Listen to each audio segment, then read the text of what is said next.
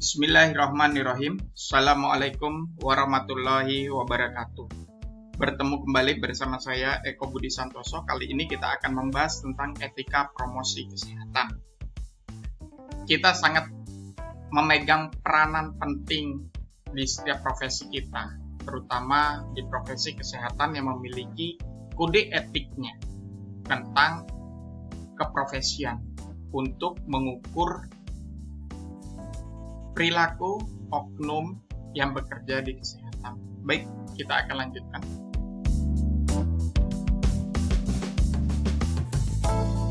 Kesehatan masyarakat sangat sering melibatkan upaya untuk mencegah risiko terhadap kesehatan, bukan hanya bereaksi terhadap kasus penyakit.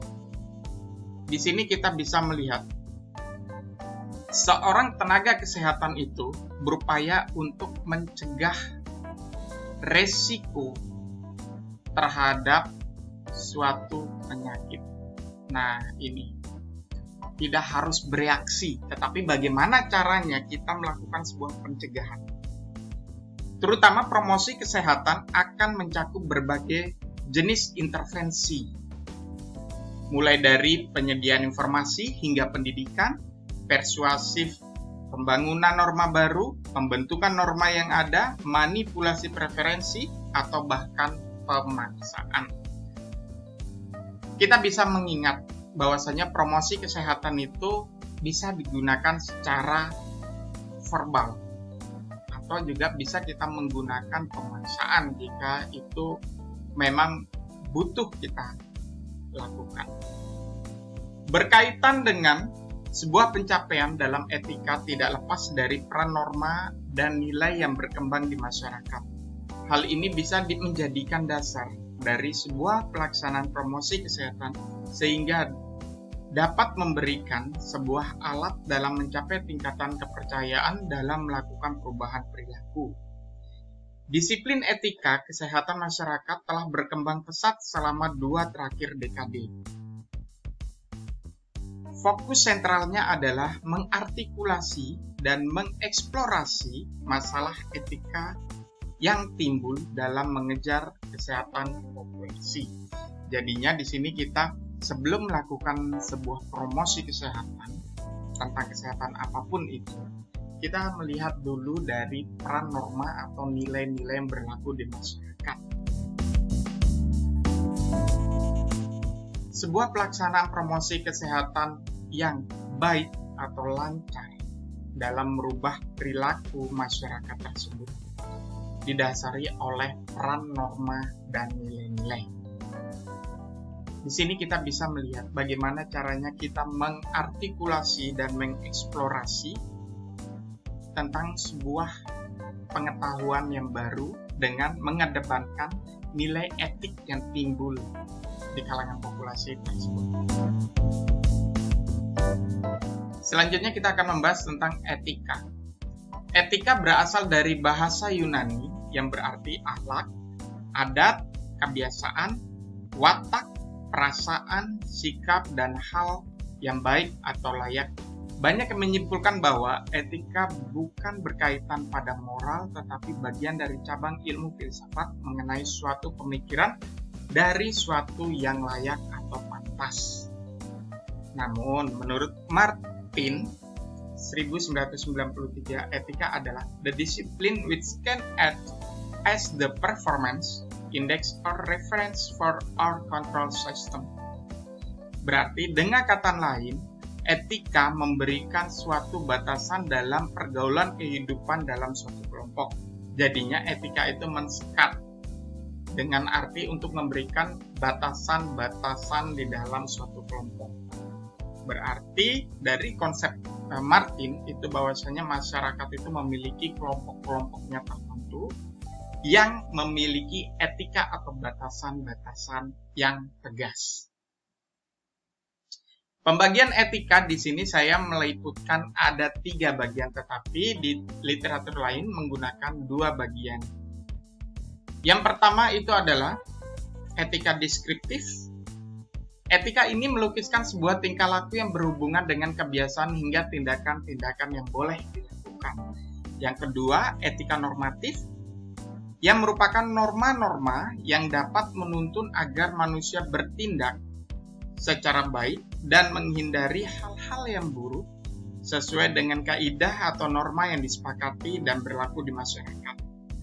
Yang ketiga, metaetika. Berasal dari bahasa Yunani yang berarti melebihi atau melampaui dengan mempelajari logika khusus dari sebuah pernyataan yang etis. Ini adalah pembagian etika. Prinsip utama etika adalah beneficence, suatu tindakan yang melatar belakangi akan kebaikan namun memiliki benturan hak otonom. Nah, jadinya apa?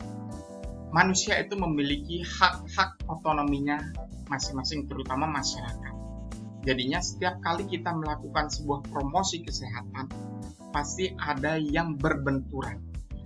Itu wajar di dalam bidang komunikasi. Karena komunikasi yang baik itu dilihat dari adanya feedback. Kemudian yang kedua adalah confidential. Memberikan rasa percaya dengan melihat dari faktor kerahasiaan akan informasi kesehatan. Jadinya ketika kita telah melakukan proses promosi kesehatan dan ada feedback dari salah satu individu yang berkonsultasi kepada kita, kita wajib hukumnya menjaga kerahasiaan informasi kesehatan individu tersebut. Untuk apa? Untuk menjaga hubungan saling percaya antara tenaga kesehatan dengan klien atau pasien yang bersangkutan. Kemudian justice. Prinsip memberikan rasa keadilan yang tetap menitik beratkan prinsip moral. Jadinya kita memberikan keadilan antara individu A dan individu B itu harus setara keadilannya, namun melihat dari prinsip moral. Yang keempat, fidelity. Komitmen yang menghargai sebuah janji sebagai dasar kesetiaan terhadap pengetahuannya yang akan permasalahan dengan tidak memberikan informasi. Jadinya adalah sebuah komitmen menghargai antara individu A dengan tenaga kesehatan akan sebuah penyakit tertentu misalnya. Kemudian non-malevolence, tidak menimbulkan bahaya dan trauma psikologi dengan memberikan upaya pelayanan kesehatan harus senantiasa dengan niat dan dalam mengatasi sebuah masalah. Jadinya ketika kita melakukan pelayanan kesehatan ya tidak menimbulkan psikologi gitu. Jadinya mengedepankan upaya bagaimana caranya kita memberikan layanan yang optimal atau prima. Faktor yang mempunyai pengaruh terhadap keputusan etik. Nih, yang pertama adalah faktor agama dan adat istiadat. Yang kedua faktor sosial. Yang ketiga faktor ilmu pengetahuan dan teknologi. Yang keempat faktor legislasi dan yuridis. Dan yang kelima adalah faktor keuangan. Berikut adalah beberapa faktor yang mempengaruhi sebuah keputusan etik. Ini saya mengambil salah satu adalah yang paling khusus, kode etik kesehatan. Kode etik adalah suatu norma yang harus diterapkan pada setiap profesi dalam melaksanakan kegiatan pelayanan kesehatan dan di dalam kehidupan bermasyarakat. Jadinya kode etik itu adalah bagaimana caranya kita menjaga profesinya kita. Apapun profesi kesehatan kita harus dijaga. Untuk apa? Untuk melakukan sebuah pelayanan kesehatan, tapi tidak menutup kemungkinan kita harus melihat norma yang berlaku. Etika dalam promosi kesehatan. Promosi kesehatan melibatkan komitmen pada semua jenis kegiatan untuk mempromosikan kesehatan, dan ini pasti akan menyentuh isu-isu politik yang kontroversial, seperti ada faktor penentu lingkungan dan sosial ekonomi dari kesehatan. Pendalaman suatu permasalahan yang dapat dikaji sebagai pelayanan kesehatan dalam melakukan promosi kesehatan terlebih dahulu menganalisa populasi yang akan dilakukan proses promosi kesehatan dengan mengedepankan kesehatan etik dalam promosi kesehatan. Di sini saya akan mengambil berdasarkan Lawrence Green dalam melakukan pendekatan. Yang pertama itu adalah kita melakukan pendekatan predisposing. Yang kedua kita harus melakukan pendekatan reinforcing. Dan yang ketiga kita akan melakukan pendekatan enabling. Untuk mempelajari sebuah pendekatan ini nanti saya akan bahas di materi selanjutnya. Pertimbangan etis dalam promosi kesehatan melibatkan yang pertama, petugas promosi tidak dengan sengaja menggagalkan pelayanan dan informasi apabila melihat dari segi pengetahuan dan responden suatu populasi. Jadinya, ketika kita berhadapan dengan populasi yang pendidikannya jauh di bawah kita, itu kita tidak membatalkan promosi, tetapi harus tetap melakukan promosi mengikuti pendidikan yang mereka dapati, artinya sesuai dengan pendidikan mereka. Kemudian yang kedua, petugas promosi kesehatan memberikan kepercayaan yang penuh apabila berbenturan dengan kerahasiaan informasi, kecuali apabila dalam persidangan. Jadinya, ketika kita sudah mendapatkan kepercayaan yang di atas tadi, di slide sebelumnya tadi, kita harus menjaga informasi tersebut.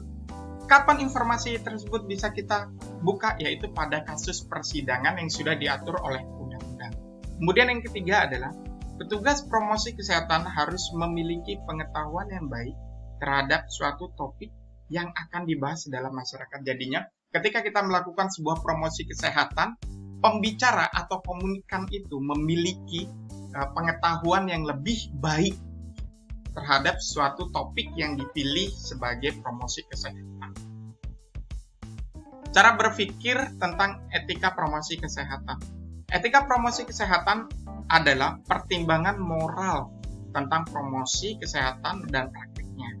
Promosi kesehatan dapat didekati dengan dua cara yang saling melengkapi, sebagai ideal normatif dan sebagai praktiknya. Jadinya di sini adalah etika promosi itu harus mempertimbangkan legal moralnya agar tercapainya sebuah promosi kesehatan dan bagaimana prosesnya kita lakukan. Pendekatan promosi kesehatan, yang pertama pendekatan medik, kedua pendekatan perubahan perilaku, pendekatan edukasional, pendekatan berpusat pada klien, dan pendekatan perubahan sosial. Semoga bermanfaat. Terima kasih.